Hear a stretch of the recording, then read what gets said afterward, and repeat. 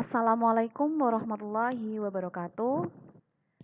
Ketemu lagi dengan Bu Eti. Hari ini kita akan belajar tentang pewarisan sifat pada makhluk hidup kelas 9. Nah, subbabnya yaitu tentang materi genetik. Pertama, siswa dapat mengidentifikasi materi genetik sebagai dasar pewarisan sifat. Yang kedua, siswa dapat menyebutkan istilah-istilah penting dalam pewarisan sifat. Yang ketiga, siswa dapat membandingkan kromosom tubuh laki-laki, perempuan, dan sel kelamin. Materi genetik itu, materi genetik itu adalah informasi yang terdapat pada setiap sel makhluk hidup yang diturunkan kepada keturunan berikutnya. Nah, kalian itu mewarisi sifat yang dimiliki oleh ayah dan ibu kalian. Informasi atau sifat yang diwariskan itu apa saja? Bisa tinggi badan, apakah pendek atau jangkung, itu ternyata diturunkan. Dan pendek itu sifatnya dominan. Dominan itu apa? Resesif itu apa? Nanti kita akan pelajari ya. Kemudian warna kulit.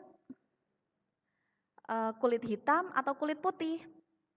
Ternyata kulit hitam itu sifatnya kuat. Jadi kalau seseorang menikah dengan orang berkulit hitam, maka kemungkinan besarnya anaknya berkulit hitam karena kulit hitam itu dia sifatnya dominan, mengalahkan atau lebih kuat. Kemudian ada pipi. Pipi, orang yang berlesung pipi itu ternyata juga bisa diturunkan. Daun telinga, ada yang menggantung, ada yang tidak menggantung, itu juga diturunkan. Rambut kepala, botak atau tidak botak, itu juga diturunkan. Bentuk rambut, keriting, ikal, lurus, itu juga diturunkan. Nah, ternyata rambut keriting itu sifatnya lebih kuat dibandingkan rambut lurus. Jadi ketika ada seseorang berambut keriting menikah dengan seorang berambut lurus, maka kemungkinan besarnya anaknya keriting, kayak gitu. Kemudian ikal itu bergelombang ya, perpaduan antara keriting dan lurus. Nah, ikal ini kalau misalkan seorang menikah dengan rambut keriting, orang berambut lurus menikah dengan berambut keriting, terus sifatnya ternyata sama-sama kuat, maka menghasilkan keturunan atau anak yang memiliki rambut ikal atau bergelombang. Kemudian lidah juga ternyata diturunkan, dapat menggulung atau tidak dapat menggulung. Hidung, mancung atau tidak mancung, itu juga diturunkan. Nah,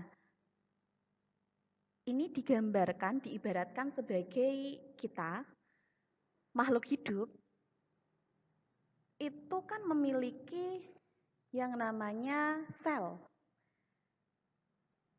Semua bagian tubuh kita itu ada selnya. Pada bagian kulit ada selnya. Kemudian rambut, mata, hidung, dari atas sampai bawah itu semua ada selnya. Di dalam sel itu ada namanya inti sel. Di dalam inti sel itu ada kromosom.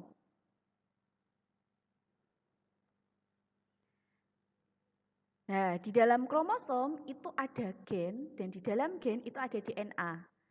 Materi genetik yang menyebabkan pewarisan sifat itu ternyata ada 3. Yang pertama kromosom, yang kedua gen, yang ketiga DNA. Materinya itu tersimpan di dalam DNA. Tapi DNA itu terdapat di dalam gen. Nah, gen terdapat di dalam kromosom. Kromosom terdapat di dalam inti sel, dan inti sel itu terdapat di dalam sel yang tersebar di seluruh tubuh kita.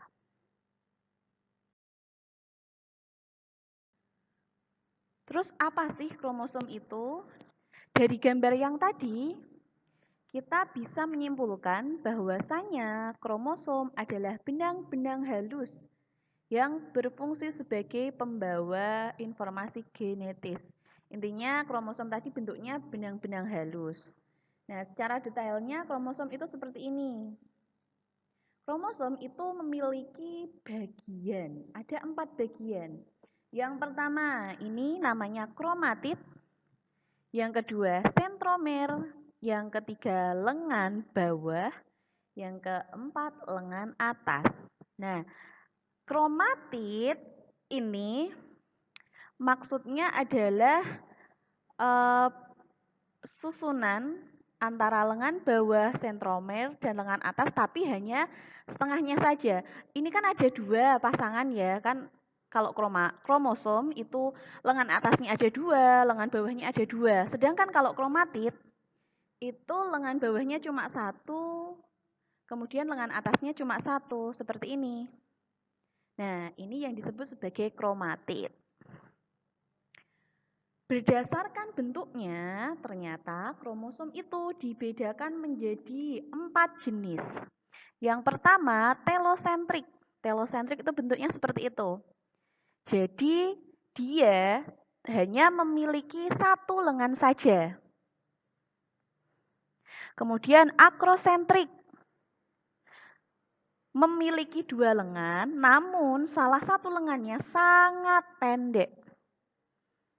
Yang ketiga, submetasentrik. Memiliki 2 lengan, lengan atas dan lengan bawah, namun salah satu lengannya lebih pendek. Dan yang keempat, metasentrik. Memiliki 2 lengan, lengan atas dan lengan bawah yang panjangnya sama, begitu ya. Kemudian manusia, hewan, itu ternyata kromosomnya, jumlah kromosomnya itu berbeda. Antara manusia dengan kucing, dengan simpanse, dengan harimau, itu ternyata kromosom di dalam tubuh kita jumlahnya berbeda. Kalau manusia, kita itu memiliki 46 kromosom. Jadi dalam setiap sel yang ada di seluruh tubuh kita itu ada 46 kromosom. Nah, kromosom ini didapatkan dari ayah dan ibu kita. 23 kromosom dari ibu, 23 kromosom berasal dari ayah. Nah, 23 kromosom ini disebut sebagai kromosom haploid. Kromosom haploid. Maksudnya adalah ketika sebelum pembuahan ya. Jadi ada sel sperma dan sel ovum. Ternyata sel sperma itu hanya membawa 23 kromosom. Sel ovum juga hanya memiliki 23 kromosom. Nah, ini disebut sebagai haploid. Ketika sel sperma dan sel ovum ini tadi bersatu, kemudian membentuk zigot, berkembang menjadi bayi, kemudian menjadi diri kita yang saat ini, maka kemudian menjadi 46 kromosom. 46 kromosom ini disebut sebagai kromosom diploid atau disingkat 2N. Selanjutnya gen. Oke, dari gambar ini kita ulangi lagi ya. Kromosom, itu ada gambar kromosom, terus di situ ada gen. Nah, dari gambar ini berarti gen itu adalah yang menyusun kromosom. Tuh, gen adalah bagian dari kromosom atau satu kesatuan kimia dalam kromosom yang mengendalikan ciri genetis suatu makhluk hidup. Intinya, kromosom, gen itu semuanya adalah materi genetis yang mengendalikan pewarisan sifat kayak gitu. Kemudian yang ketiga, DNA. DNA itu memiliki kepanjangan asam deoksiribonukleat. DNA ini terdiri dari 3 gugus. Yang pertama gugus gula deoksiribosa, yang kedua gugus asam fosfat, yang ketiga gugus basa nitrogen. Gambarnya DNA itu seperti ini. Lebih detailnya seperti ini. Bentuknya double helix. Double helix itu artinya pilinan ganda. Ya, ini kan ada 2 untai yang berpilin, terus punya pasangan. Nah, maka dia disebut sebagai double helix. Oke, gugus basa nitrogen itu dibagi menjadi 2 jenis, basapurin dan basapirimidin. Basapurin itu terdiri dari adenin atau ditulis A dan guanin atau ditulis G. Sedangkan basapirimidin itu terdiri dari sitosin, biasa ditulis S atau C, dan timin, biasa ditulis dengan T. Nah, perhatikan gambar DNA double helix ini ya. Di situ ada tulisan A berwarna biru, ya kan? Itu sebagai adenin.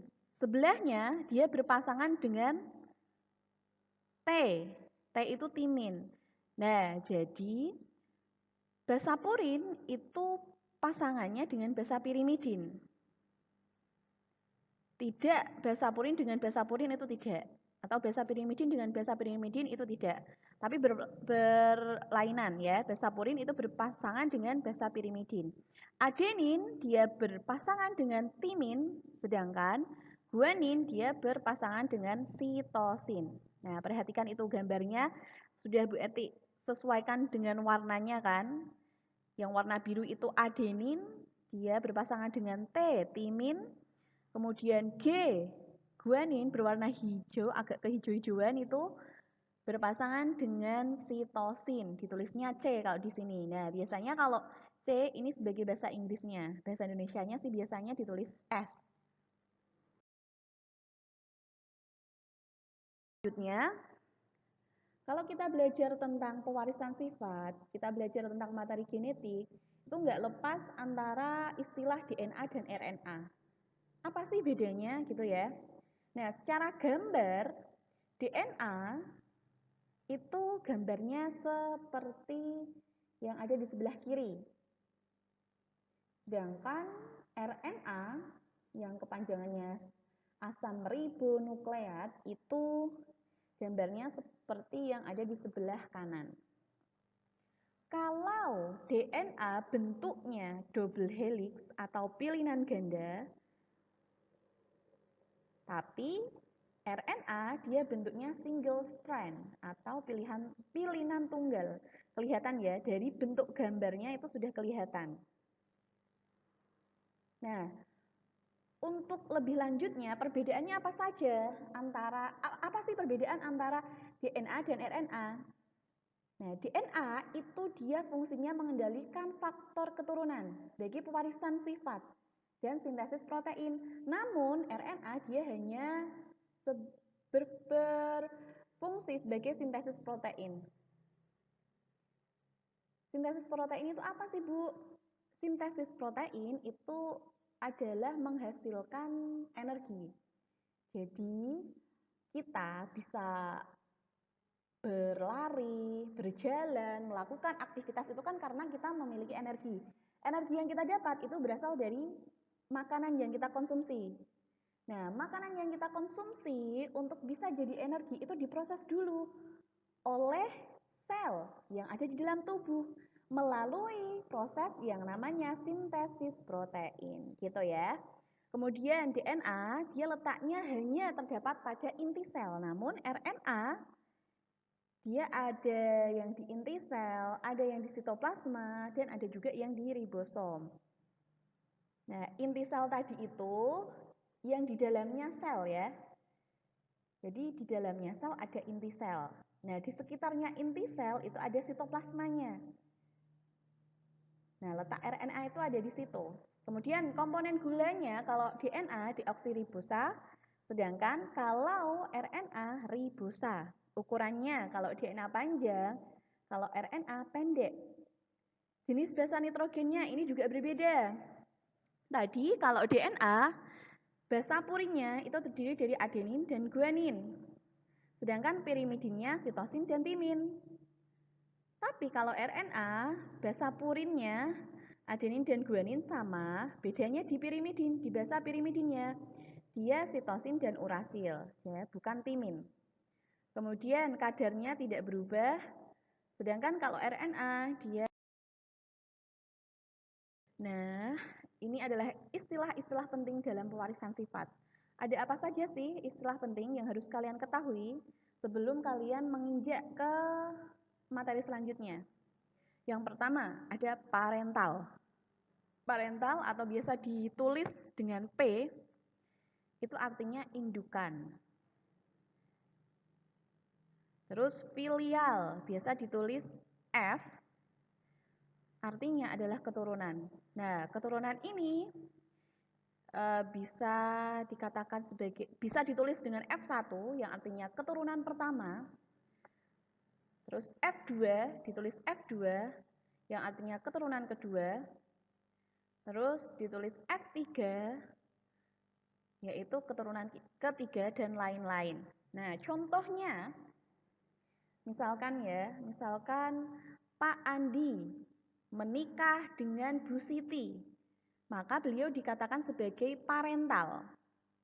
Pak Andi dan Bu Siti itu tadi parental atau bisa disebut sebagai induk 1 atau P1, gitu kan?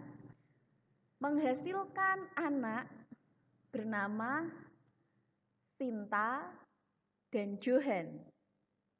Nah, Sinta dan Johan ini maka dia disebut sebagai F1, keturunan pertama. Nah, Sinta menikah dengan Randy, menghasilkan anak Vivi dan Jojo. Maka Vivi dan Jojo ini adalah F2-nya atau keturunan kedua. Paham ya? Kemudian ada fenotip. Fenotip itu apaan sih? Fenotip itu sifat yang tampak dan dapat diamati. Sifat yang tampak dan dapat diamati oleh indera mata kita. Contohnya tinggi badan, itu bisa diamati. Bentuk rambut, keriting atau lurus, bisa diamati. Warna kulit, hitam atau putih atau kuning langsat. Nah, maka ini disebut sebagai fenotip. Kemudian tadi Bu Etik sudah bilang di awal ada kata istilah dominan. Dominan itu apa? Dominan itu adalah sifat atau karakter yang mengalahkan. Sifat atau karakter yang mengalahkan. Contohnya, Pak Johan berambut keriting menikah dengan Bu Siti berambut lurus. Anaknya Sinta berambut keriting. Maka keriting ini dia sifatnya dominan. Dalam persilangan biasanya ditulis dengan huruf kapital. A besar, B besar, T besar, dan lain sebagainya. Kemudian resesif. Resesif itu adalah sifat atau karakter yang dikalahkan. Contohnya sama ya, Pak Johan rambut keriting menikah dengan Bu Siti rambut lurus, menghasilkan anak Sinta berambut keriting. Maka sifat lurus dari Bu Siti itu resesif ya, atau dikalahkan. Dalam persilangan biasanya ditulis dengan huruf kecil. A kecil, B kecil, T kecil, dan lain sebagainya. Kemudian intermediate. Intermediate itu adalah sifat atau karakter yang saling mempengaruhi. Jadi sama-sama kuat. Contohnya, Pak Johan berambut keriting menikah dengan Bu Siti berambut lurus menghasilkan anak Sinta berambut ikal atau bergelombang. Maka rambut gelombang atau ikal ini adalah perpaduan antara keritingnya si bapak dan lurusnya si ibu. Maka dia disebut sebagai intermediate. Contohnya lagi,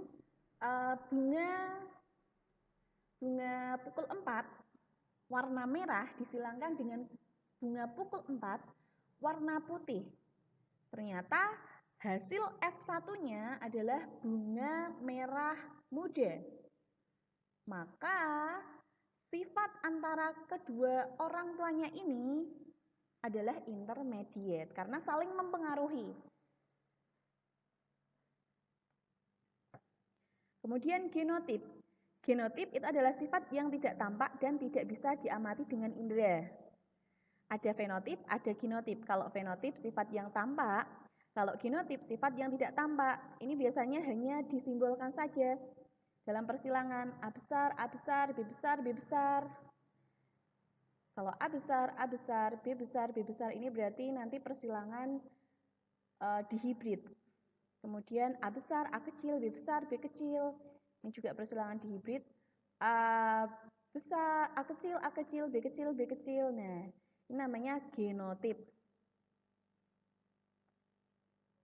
Kemudian ada gamet. Gamet itu apaan sih? Gamet itu sel kelamin dari genotip.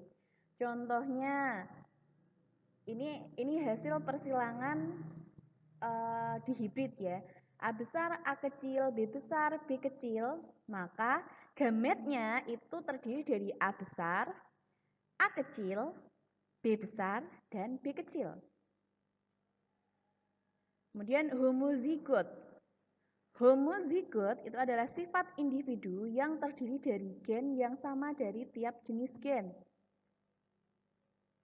Nah, contohnya kalau A besar ya dengan A besar, B besar ya dengan B besar, A kecil ya dengan A kecil, B kecil ya dengan B kecil. Kemudian ini contohnya lagi, yang pertama A besar, A besar, B besar, B besar, A kecil, A kecil, B kecil, B kecil, ini adalah untuk persilangan monohibrid. Kemudian yang A besar, A besar, B besar, B besar, A kecil, A kecil, B kecil, B kecil, ini untuk persilangan dihibrid. Kemudian yang ke-10 heterozigot. Heterozigot itu adalah sifat individu yang terdiri dari gen yang berbeda dari tiap jenis gennya. Contohnya A besar dengan A kecil, B besar dengan B kecil. Nah, ini berbeda. Atau A besar, A kecil, B besar, B kecil, B besar, B kecil, K besar, K kecil. Itu ya.